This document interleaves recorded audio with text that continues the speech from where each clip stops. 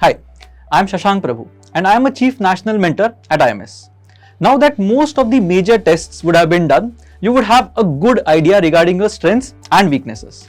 Now going ahead, this knowledge is going to be extremely important considering that you have some tests coming up, especially the CET. Now when it comes to MBA entrance tests, there are two parameters that are generally judged. One is the range of concepts that you are aware of, and the second thing is the depth of the concepts which you are aware of.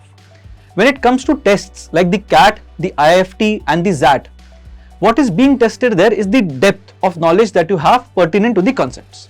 Meaning that just knowing what a concept is not exactly going to be sufficient.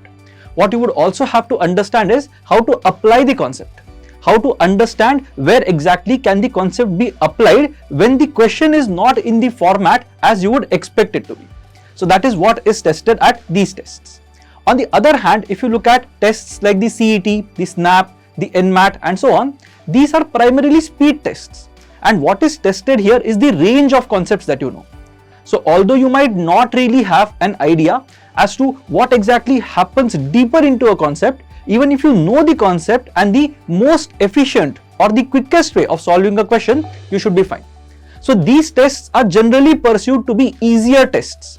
But what happens in these tests is that you have to be extremely quick, and again, measuring quickness is very difficult across the candidates that would be taking the tests.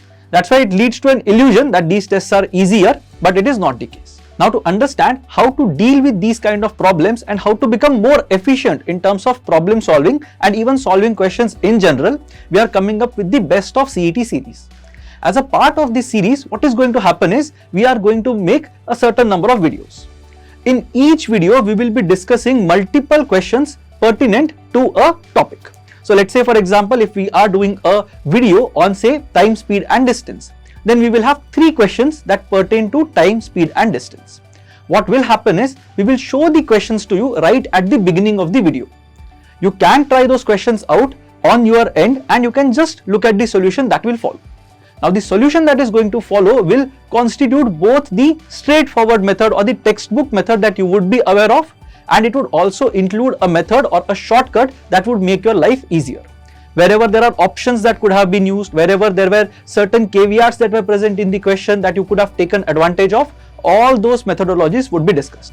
So it is absolutely mandatory that you solve it on your own and then have a look at what is the difference between what you are doing and what should have been done in the first place.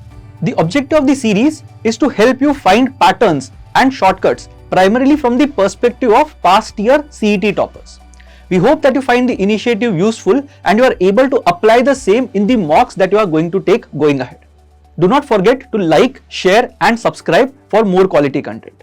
If you have any comments on what we should be doing next, or if you just want to discuss a particular topic or a doubt that you might have, feel free to put your queries in the comment section below the relevant video.